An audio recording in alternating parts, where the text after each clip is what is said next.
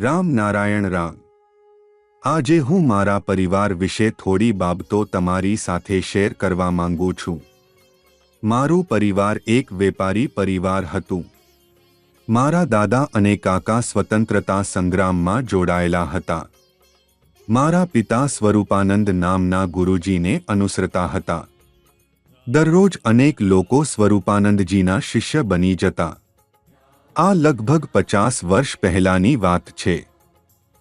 જ્યારે હું મોટો થયો અને મારા પિતાજી સાથે વ્યવસાય સંભાળવા જતો હતો ત્યારે મારા પિતાજીએ મને બળજબરીપૂર્વક દીક્ષા અપાવી।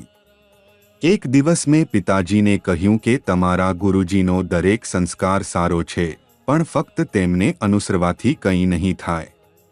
કેટલાક તત્વોની સંપૂર્ણ જાણકારી હોવી જરૂરી છે। તેના જવાબમાં મારા પિતાજીએ કહ્યું કે ગુરુજી જે કહી રહ્યા છે એ બધું સત્ય છે અને તને બધું જ જાણવાની જરૂર નથી। આ પછી અમારી વચ્ચે ચર્ચા થઈ અને વાતોવાતોમાં મેં પિતાજીને કહી દીધું કે જ્યારે તમે મૃત્યુ પામશો અને પૃથ્વી છોડી દેશો ત્યારે હું તમને મોક્ષ અપાવીશ। આ શબ્દો મારા મોંમાંથી અચાનક નીકળી ગયા। સાંભળો, 2003માં જ્યારે મારા પિતાજી અવસાન પામ્યા તો 3 મહિના પછી હું એક ઓફિસમાં બેસી ધ્યાન ધરી રહ્યો હતો। અચાનક મેં અનુભવ્યું કે કોઈએ મારા પગ પકડી લીધા છે। જ્યારે મેં પૂછ્યું તમે કોણ ત્યારે હું કભંગ થઈ ગયો। એ મારા પિતા હતા। હું તેમને ગળે મળ્યો, તેમના ચરણોમાં મસ્તક નમાવ્યું પણ જોતાં જ તે અદૃશ્ય થઈ ગયા। હું આ બધું જોઈને ડરી ગયો।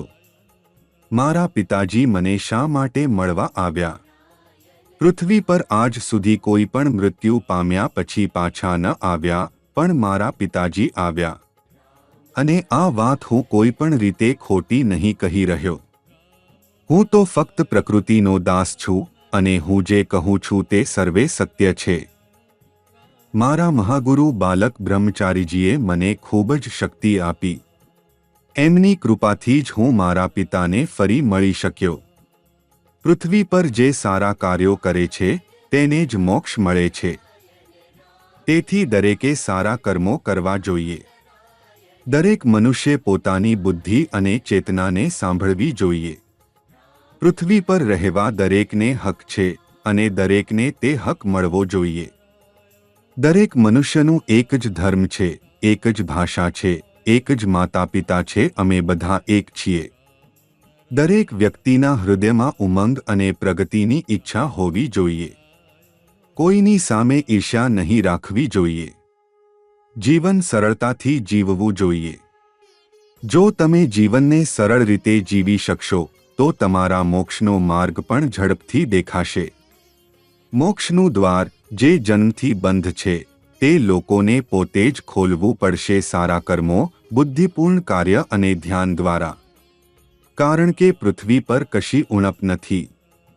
આ પૃથ્વી પર બધું છે છતાં પણ લોકો સ્વહંદ રીતે જીવવાનું શા માટે પસંદ કરે છે? કારણ કે પૃથ્વી પર માનવનો અધિકાર છે।